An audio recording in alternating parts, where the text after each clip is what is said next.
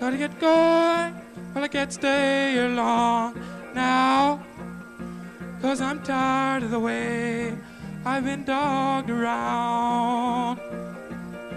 Well, I've got to roam, baby, find me a brand new home. I'm going up the country, baby, that you want. In August of 1969, the historic Woodstock Music and Arts Festival was held at Max Yasgur's Dairy Farm in Bethel, New York. Promoted as a festival of peace, love, and music, it helped launch the careers of such stars as Jimi Hendrix, Joe Cocker, and Santana, to name just a few.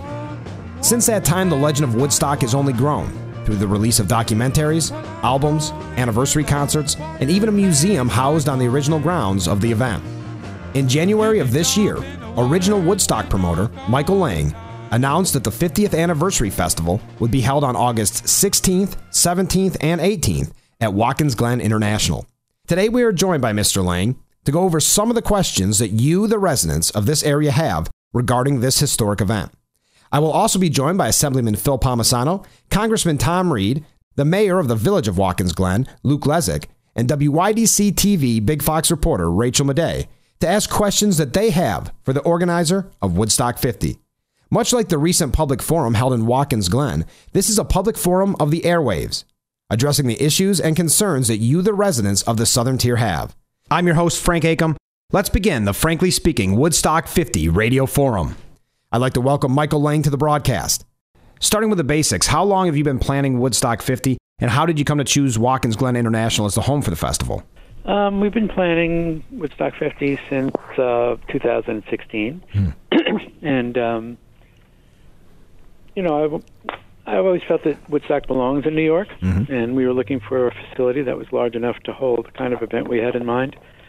And I just one day thought to take a ride up to Watkins Glen and take a look, and I did that, and it just seemed perfect. I mean, all the green field around the track was beautiful, and the views are beautiful, and the area is great, and I thought it would be the perfect place. Do you find it easier planning the event having WGI involved? Yes. In many ways, it's easier. Woodstock 50 promoter Michael Lang is our guest on the Frankly Speaking Woodstock 50 Radio Forum. Let's go to Assemblyman Phil Palmesano for our next question. Thank you, Michael, for being with us today. Hey, Michael, we're excited about the Woodstock Festival coming to our area, and I know there have been some questions and concerns raised on different areas, which I know is bound to happen with a project like this. So my question is, what do you just say to the residents and listeners who are concerned about the cost for extra services to the taxpayers that weekend? So all the extra services, like fire, et cetera, will be paid by the festival. So there won't be any additional cost to the citizens. And in fact, because of the monies that we spend both in the community and in the area on supplies and contractors and things like that, plus all of the money that gets spent by people who are coming, the tax income for the county and the town should be substantial. Kind of piggybacking off of Phil's question here, you recently had the public forum in Watkins Glen. A question that came up was about the potential size of Woodstock 50. I have to say that after attending the forum, it is evident that you leave nothing to chance in this planning process. I want to say that. So what would you say to the people in this audience that feel that this could be a rehash of Summer Jam in 1973 or the original Woodstock? Just that, times have changed. The original Woodstock, was the original. And, there weren't any other festivals that you could go to and see all of these acts together and become, part of this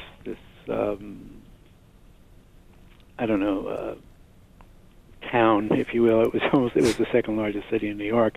But this community really, and in 1973, that was still pretty true. There were very few shows like that. And so if you wanted to be a part of something like that, you had to come. And you came whether you had a ticket or not. Now, festivals are ubiquitous. They're everywhere. And you don't have to travel across the country. Some people will for Woodstock because it's, it's kind of unique in that sense. But if you don't have a ticket, you're not going to be traveling here just to wander around. And I'd also like to highlight that you will be live streaming the event, right? Yes, that's correct. So I would imagine that would keep some people, who maybe don't want to deal with the traffic and the people, that would keep them at home.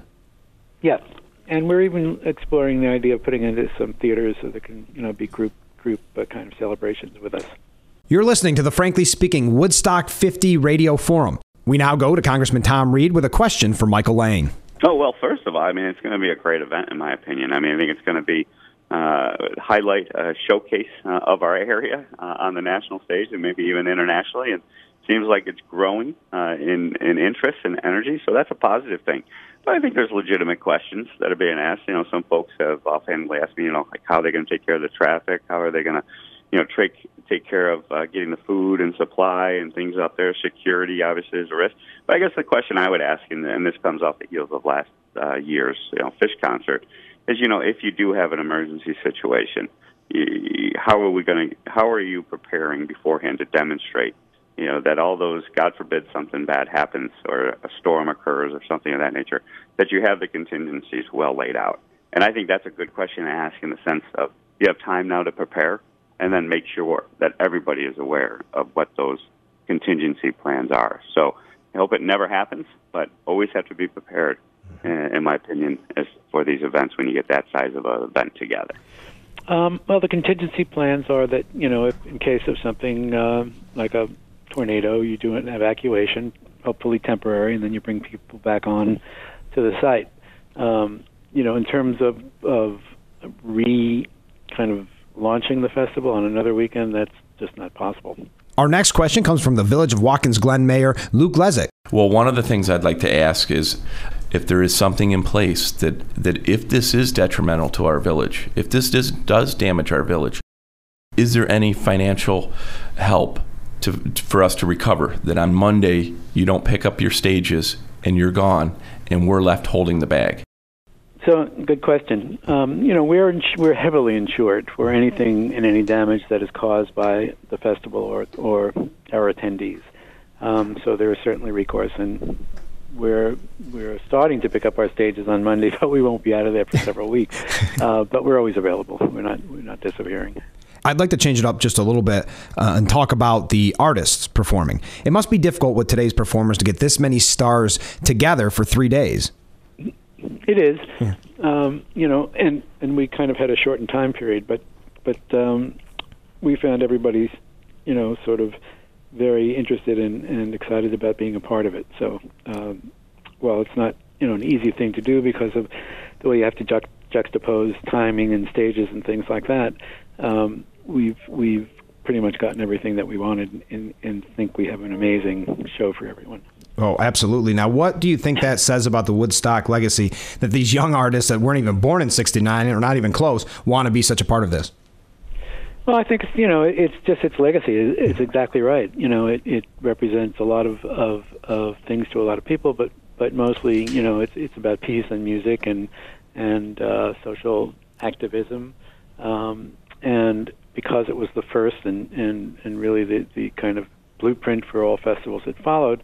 This is the original, and it's always, great, I think, for new talent to become, part of our tradition. The original Woodstock promoter and now promoter of Woodstock 50, Michael Lang, is our guest. People can find the schedule for Woodstock 50 at woodstock.com, and it's being held August 16th, 17th, and 18th at Watkins Glen International. If you look at the schedule, it's a bunch of different genres, styles, and music. There's the classics from the original Woodstock Festival like Santana, Melanie, Country Joe, John Sebastian, Canned Heat. There's also exciting new acts like Nathaniel Rateliff and the Night Sweats, Sturgill Simpson, Margot Price. And then you have the big current superstar names like Miley Cyrus, Jay-Z, Imagine Dragons. So what's the process of putting this schedule together, this lineup together? Do you pick them all personally, or is there a committee that brings them to your attention? I pick, I'm guess I'm kind of the main picker, but I do work with people from an organization called Danny Wimmer Productions, and they're good friends, and they do about 15 or 16 rock festivals around the country. It's not kind of in the same lane that we are, but they're very good with the agents and have been incredibly helpful in putting the lineup together. Going back to the original Woodstock and the anniversary festivals that followed, are you ever able to see the music, or do you find yourself too busy? Yeah. I am. I mean, it's the first one, I sort of had a little office on the side of the stage, and because there were no cell phones and things like that, that was kind of the main communication point. We were able to sort of talk to the people, and everyone knew where to find me. But I'm always in contact and try and see as much as I can of the show. Anybody you're specifically looking forward, someone that we should look out for when we attend? I think that there's such a great wide variety of talent, new and established, that I think we're all going to be surprised. How do you plan to stop ticket scalpers buying up a lot of tickets, going there and trying to sell tickets? Do you have a plan for that? Well, we're not selling any big blocks. Okay. They're all going to be sold individually. Once somebody buys a ticket, there's really no way to prevent them from reselling it. But we're hoping that the fans get the tickets first and want to attend. How soon should people go on and purchase tickets? I would say, as soon as tickets go up, I think it's going to sell out fairly quickly. So I would say don't wait around too long. You're listening to the Frankly Speaking Woodstock 50 Radio Forum. Our guest, the promoter of Woodstock 50, Michael Lang. A question that a lot of people have been asking, and it came up at the recent public forum, and I just want to clarify it. There are no one-day passes, correct? There are no one-day passes. There are camping passes for 3 days, and there are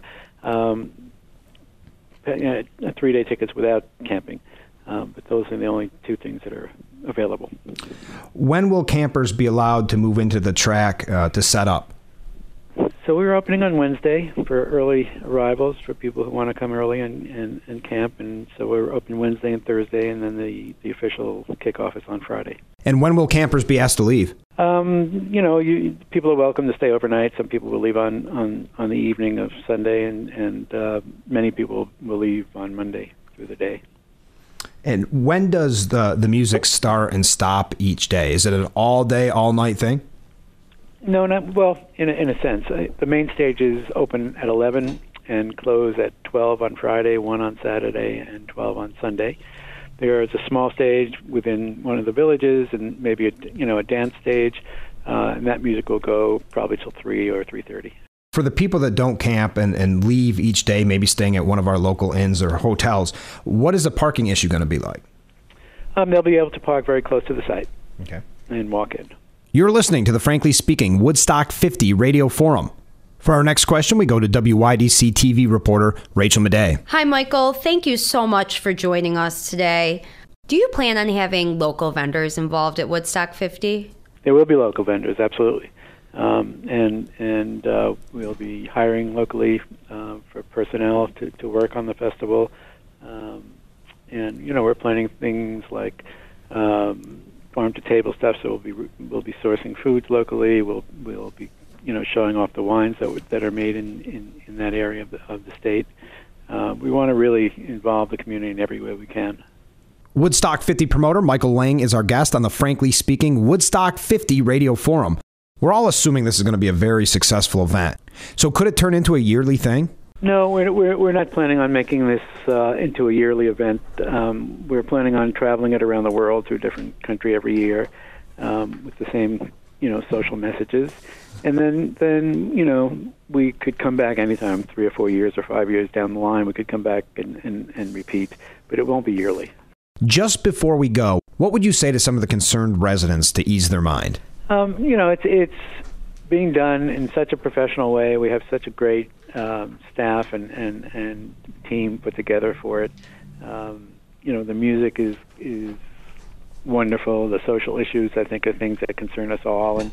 And as I said, we're involving the community in many different ways, and I think it's going to be just a memorable event and a wonderful event for everybody. And for those residents that are concerned, it was brought up at the public forum, but you put together an email that they can reach out to you, neighbors@woodstock50.com. neighbors@woodstock50.com. Yes, that's correct. For our final question, we return to WYDC-TV reporter Rachel Midey. 50 years from now, how do you want Woodstock 50 to be remembered? Ooh.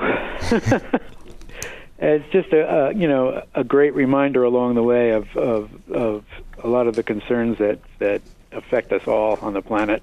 and maybe something that's encouraged people to sort of get involved and become part of the dialogue.